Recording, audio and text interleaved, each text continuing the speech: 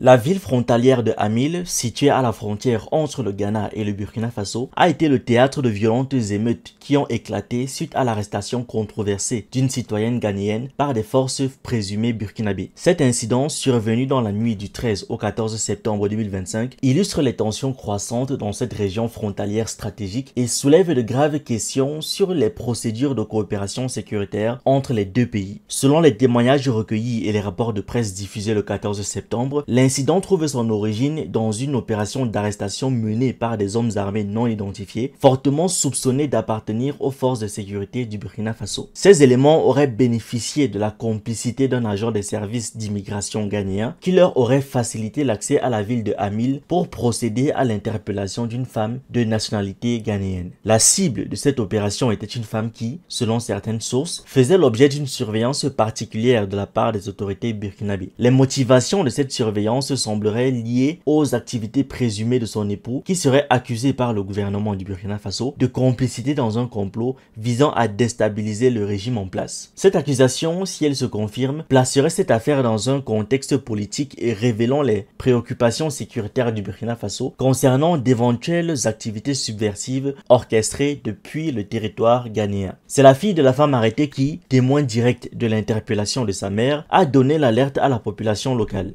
Son témoignage et ses cris de détresse ont rapidement mobilisé les habitants de Hamil, déjà sensibles aux questions de souveraineté territoriale et aux intrusions étrangères. La nouvelle de cette arrestation, perçue comme une violation flagrante de la souveraineté ghanéenne, s'est propagée comme une traînée de poudre dans la communauté, alimentant un sentiment d'indignation collective qui allait rapidement dégénérer. La colère des habitants s'est cristallisée autour de plusieurs griefs. D'une part, l'intrusion présumée de forces étrangères sur le sol ghanéen, sans autorisation officielle, et d'autre part, la complicité supposée d'un agent d'immigration locale dans cette opération. Cette double trahison, perçue comme une atteinte à la dignité nationale et à la sécurité des citoyens, a constitué le détonateur des événements violents qui ont suivi. Les troubles ont débuté dans la soirée du 13 septembre et se sont intensifiés au cours de la nuit, se prolongeant jusqu'aux premières heures de la matinée du 14 septembre. Selon les informations diffusées par la radio ghanéenne Joy News, une foule importante de jeunes émeutiers, animés par un sentiment de justice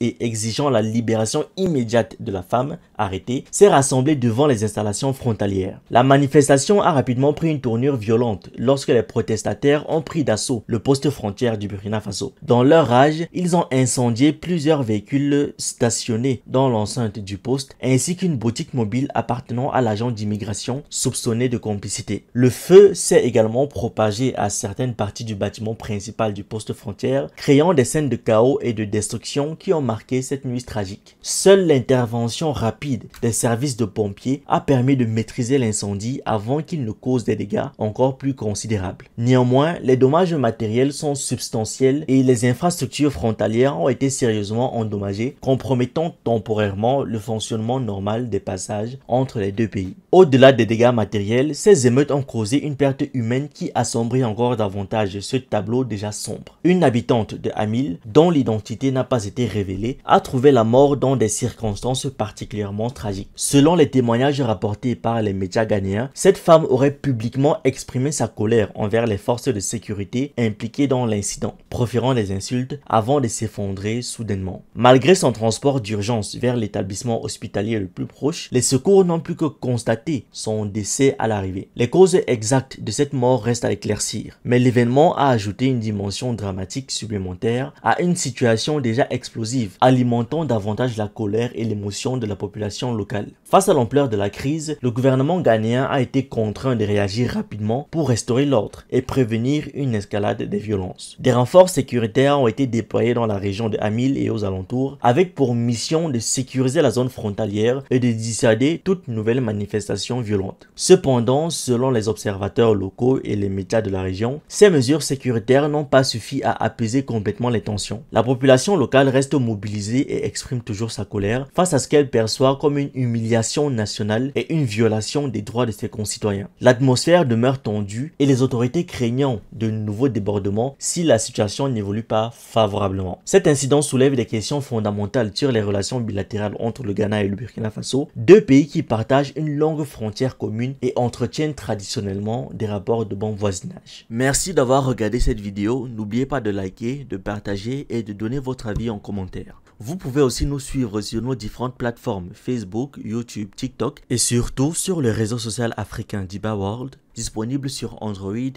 et iOS. Pour ceux qui le souhaitent, vous pouvez aussi rejoindre notre communauté WhatsApp. Tous les liens utiles sont dans la description.